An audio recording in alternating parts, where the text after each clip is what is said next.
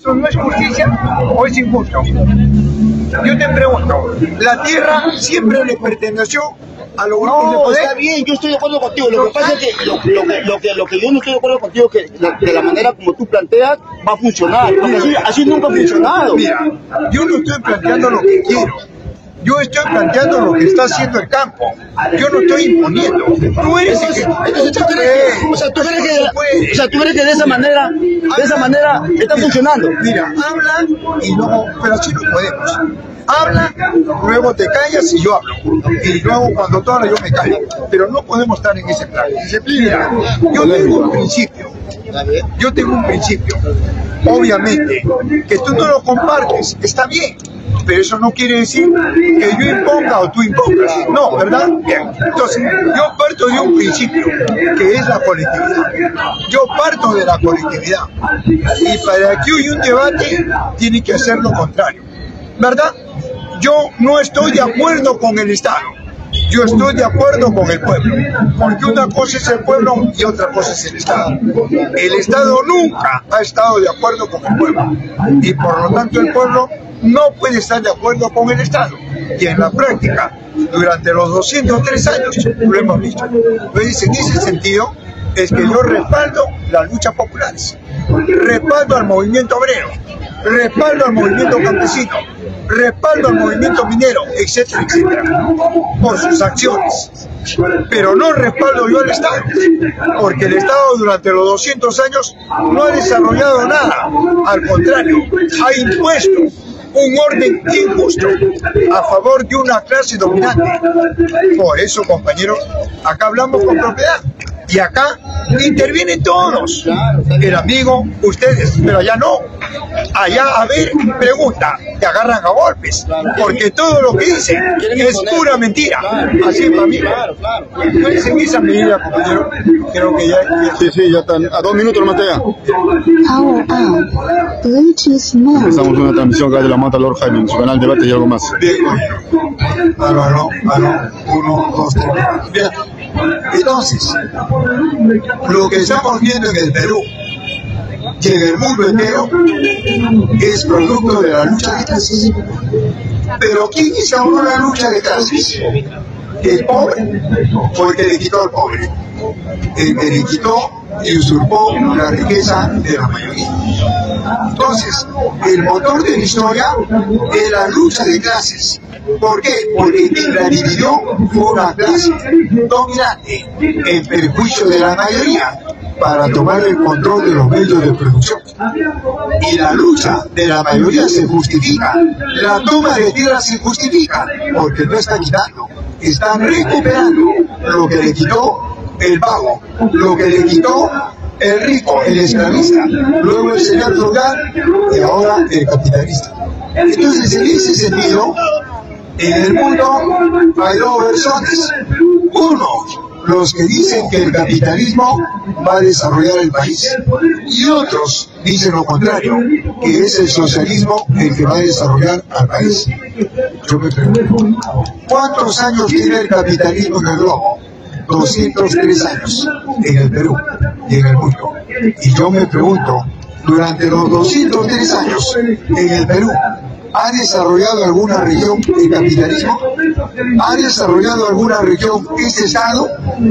No, al contrario, lo ha puesto los recursos en bandeja de las grandes corporaciones, de las grandes transnacionales, y el pobre es cada vez más pobre, y el rico cada vez más rico, porque hay una desigualdad, fundamentalmente en la participación con la naturaleza.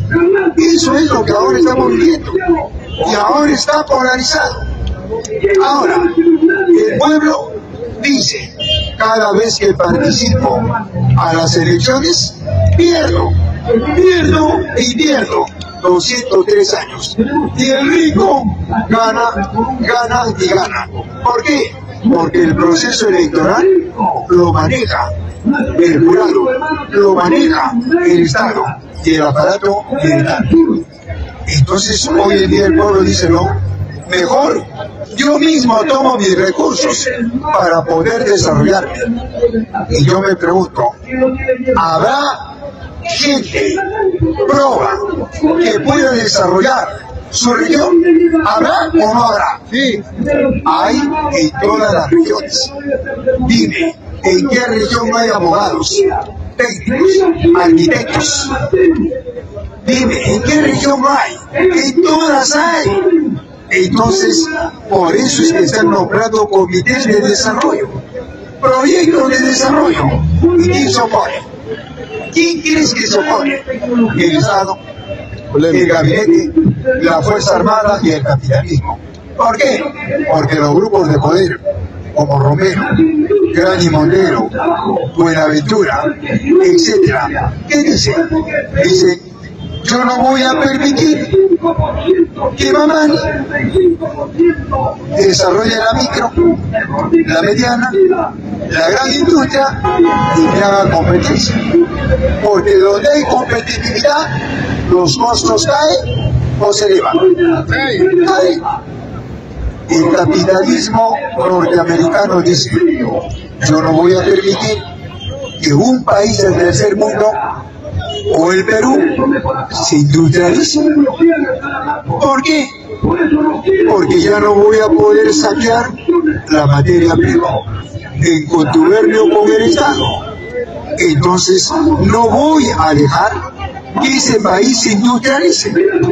Voy a permitir solamente que sea exportador de materia prima y yo hago lo que me da la gana con el Estado. Esa es la historia del Perú. Por eso es que el Perú sigue teniendo un carácter semifeudal y semicolonial y un carácter del Estado que sigue siendo terrateniente y burocrático. Entonces, en el proceso histórico solamente hay dos propuestas: socialismo y capitalismo. Yo te pregunto, ¿el nacionalismo nace acá? El nacionalismo nace en Europa, Alemania, con Adolfo Hitler. Y Adolfo Hitler estaba contra el capitalismo o contra el comunismo. Adolfo Hitler ¿creía en el Estado burgués o estaba en contra? Creía en el Estado burgués, creía en el aparato militar represivo, era racista y nazista. Entonces, compañero, ¿cómo me puedes decir que el nacionalismo va a desarrollar un país? Por eso que acá no participan todas las ideas. Acá permitimos que vengan apristas, fujimoristas, izquierdistas, nacionalistas, a todas las ideologías. ¿De qué hablamos? Hablamos de doctrina, porque todos tienen doctrinas, ¿o no? Yo te pregunto, las relaciones sociales de producción del nacionalismo, ¿a dónde se ubican? ¿En el privado o en el colectivo? Es en el privado. Dos, la filosofía del nacionalismo, ¿a dónde se ubica? ¿En el capitalismo o en el socialismo? En el capitalismo. Mucho cuidado que me digas, ni acá, ni allá. ¿Sabes quién lo dice eso? Víctor Raúl, allá de la Torre. ¿Y a dónde salía Víctor Raúl? Al capitalismo. Entonces, compañero, por eso acá participan todos. De repente yo estoy equivocado, pero refútame con doctrina. Yo planteo las relaciones sociales de producción colectivas, donde no hay plusvalía, no hay plus producto y obviamente no hay plus valor. Yo planteo la filosofía del materialismo histórico y dialéctico y planteo como motor de la historia la lucha de clases, donde la mayoría tiene que tomar el control del globo, que es de todos, pero no de una minoría. Entonces, en ese sentido, compañero, creemos que estas elecciones que se van a dar el 26, ¿a quién le va a servir? ¿Al rico o al pobre? Al rico, pues amigo, al rico. Lo dice la historia. ¿O quiere que diga la historia? Yo te pregunto, ¿no recuerdas el 65? Luis de la Puente Uceda tomaba las tierras con el movimiento campesino. ¿Quién se opuso? ¿No sabes quién se opuso? Se opuso el Estado. El Estado con su vanguardia, con su aparato militar, para que el campesino no tome las tierras. ¿Qué dijo el Estado? No, es Velasco. Es un grupo de una banda militar de delincuentes encabezado por Juan Velasco Alvarado. ¿Qué hizo ese hombre? Agarró, dijo, no, campesino, tú no puedes tomar las tierras. Yo te voy a entregar, dijo Velasco. Te doy la tierra, pero el Estado lo controla. Tú no. ¿Eso fue o no fue? ¿O estoy mintiendo? Oiga, dijo que nacionalizó. Yo te pregunto, ¿qué hizo Velasco con la International Petroleum Company? Vea y Maritas. ¿Expropió o confiscó? ¿Qué es expropiar? Pagarle al ladrón para que se vaya. ¿Qué es confiscar? Meter a la cárcel al ladrón y tomar lo que te pertenece. ¿Qué hizo Velasco? Le pagó al International Petroleum Company para que se vayan 78 millones de dólares. ¿Eso es servir a la patria? Dos. Velasco desarrolló algo del plan Inca o lo trajo todo de afuera. La economía pluralista que habla Velasco y está en el plan Inca, ¿nació con el Inca o nació en Europa con Keynes defendiendo la propiedad privada? Dos, ¿el humanismo nació acá o nació en Europa con el Renacimiento defendiendo la propiedad privada? Y tres, la autogestión nació acá, nació en Europa con Josip Broz, el mariscal Tito, la doble explotación. Eso lo trajo Velasco acá. Por eso instauró ese monstruo fascista, corporativo y genocida, Sinamos, donde le dijo al pobre: ahora tú vas a hacer autogobierno, tú vas a hacer tus obras, pero con el otro vacío le sigue pagando los impuestos, la doble explotación. ¿A cuánto encontró la deuda externa Velasco? A 270 millones lo dejó de dólares en la UTE. Lo recibió. ¿Y a cuánto lo dejó? A 1.800 millones de dólares. ¿Qué pasó? ¿Quién fue más asesino? ¿Velasco o Fujimori? Velasco. ¿Quién fue más asesino? Velasco. Fujimori afrontó una guerra interna donde había un costo social. Yo te pregunto, ¿en el gobierno de Velasco había guerra? No. ¿Había terrorismo? No. ¿Y por qué asesinó a los obreros de Cobija en Montavenica, 1971? ¿Por qué asesinó a los campesinos de Andahuaylas? ¿Por qué asesinó a los profesores del SUDE? ¿Por qué asesinó a los estudiantes? Porque era un gobierno fascista, corporativo y genocida. Por eso, cuando Morales Bermúdez le dio el golpe, el pueblo no lo apoyó. Al contrario, el pueblo peruano quemó Sinamos a lo largo y ancho del país y luego le voló la tumba. ¿No lo recuerdas?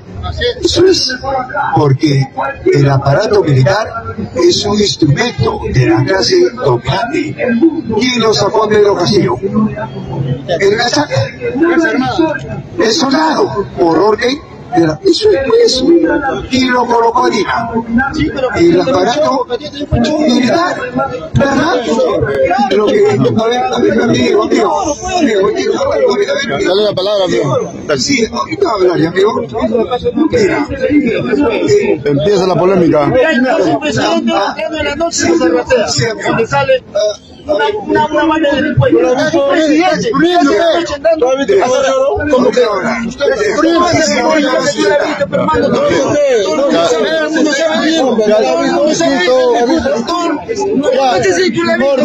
Ahorita te va el micrófono, ya listo.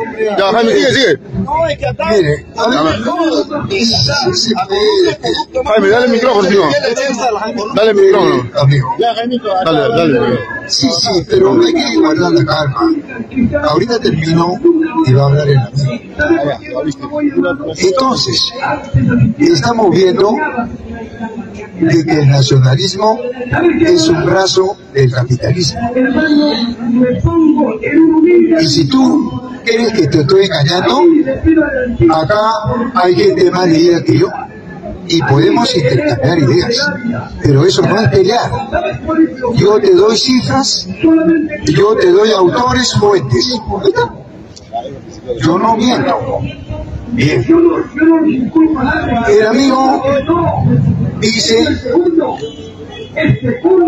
yo no soy castillista.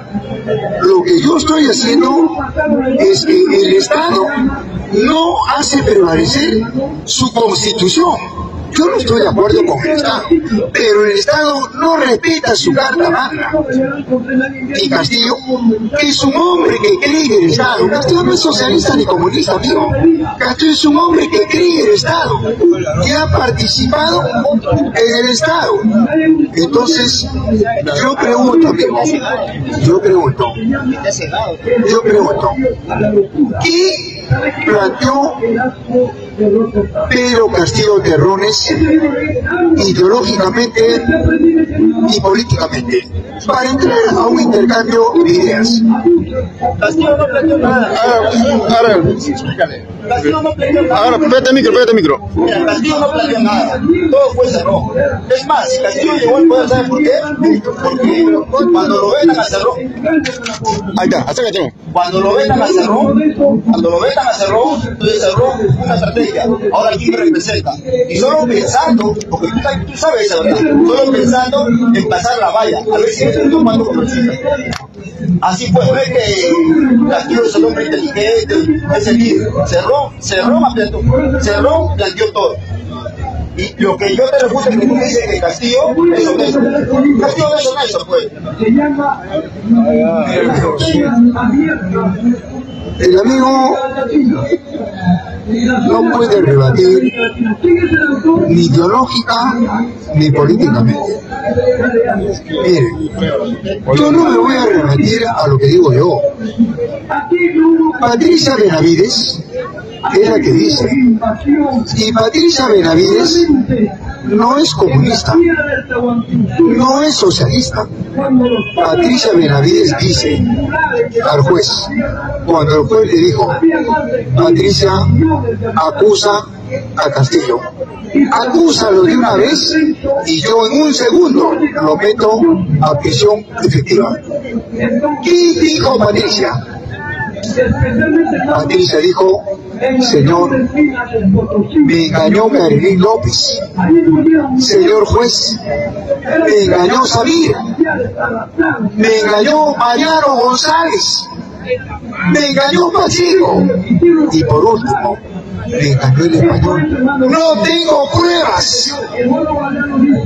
Y por eso es que Castillo no está acusado por corrupción. Lo dice las Naciones Unidas, lo dice la Corte y la OEA. Por eso Castillo, en cada presentación que hace en el Poder Judicial, dice, senténciame. ¿Por qué no me sentencian? Que lo van a sentenciar. Si sus abogados internacionales en la sede de las Naciones Unidas en Ginebra dijeron que claro, Cruzando y Zaffaroni, señores, Quiero que la defensa del Estado me demuestre en qué parte de la Carta Magna hablan de golpe de Estado. Acá está la Constitución. Y no pusieron lo que decir, era interpretación de ellos. Por eso las Naciones Unidas archivó el expediente, lo archivó. Acá es el problema. Acá que dice, si le damos la libertad a Pedro Castillo, cambia el escenario político, porque automáticamente lo estamos reconociendo como presidente y automáticamente vamos a la cárcel por el complot que hemos hecho. ¿Quiénes? Mandos militares, DINA, jueces, fiscales, dice, sí, no son tontos. ¿Qué están haciendo? Están dilatando el tiempo para que vengan las elecciones y recién si es que lo puedan sacar. Ese es el fondo del asunto, porque si Pedro Castillo asume la presidencia, si es que le dan la libertad, automáticamente se activa el pronunciamiento del 7 de diciembre del 22, se disuelve el Congreso y se activan los 70 proyectos de ley. Y te digo 4, por eso lo sacaron. 1, la reforma tributaria. ¿Qué dijo Pedro Castillo? Señores, acá los 33 millones de peruanos pagamos nuestros impuestos, pero estos son los que deben los grupos de poder. 65 mil millones de soles a la SUNAT. ¿Y qué hizo Pedro Castillo? La reforma tributaria. Si no pagan, se embargan todos sus bienes. Oiga la gobierno, los grupos de poder que dijeron, Fuerza Armada, saquen ese serrano, sáquenlo. 2, hizo otro proyecto de ley. ¿Cuál? La ley de la educación, donde la educación básica, superior, tecnológica, pedagógica, gratuita y el ingreso libre a las universidades. Y saltó al cielo la iglesia, saquen ese demonio, porque sus universidades privadas y sus colegios privados iban a colapsar. Saltó a Puña, Luna y escalomercaderes de la educación. Luego hizo la ley agraria, donde el campesino pobre que labra la tierra, siempre y cosecha, él tiene que exportar, él tiene que vender, y no Romero con el licor. Romero dijo que me van a cortar las manos, saquen de una vez ese delincuente. Oiga, amigo, y por muchas cosas más lo sacaron, pero fue un complot armado, porque él ganó las elecciones y la Constitución dice que una persona que si en su proceso ha cometido dolo, peculado, etcétera, tendrá que ser juzgado terminando su gobierno. Por eso no respetan. ¿Te das cuenta, compañero? Entonces acá, ahora, ese es el problema de la demanda. El problema político. Castillo no tiene partido. El jurado le dijo, busca un partido. Y Castillo se alineó a Perú Libre. Y Perú Libre tiene una ideología, tiene un marco político. Eso es lo que hizo prevalecer Castillo. Polémica. Yo pregunto, ¿alguien ha podido refutar el marco político ideológico que planteó Pedro Castillo? No. ¿Quién puede refutar la economía sostenida, la economía directa? ¿Quién puede refutar la estatización de los medios de producción, la expropiación de los medios de producción? Y por último, esa política asistencialista de subsidios. Para eso estoy acá yo, compañero, yo no estoy para pelear. Ideológicamente, ¿qué planteó Pedro Castillo? Capitalismo del Estado, no es comunista. Entonces, compañero, yo no peleo, yo voy a fuentes. Y tanto la izquierda como la derecha son parte del sistema, son parte del Estado. Lo que estoy viendo es la pugna que hay entre ellos. Y que obviamente el que tiene la razón constitucionalmente es Pedro Castillo. Y la historia lo está diciendo. Déjame, compañero.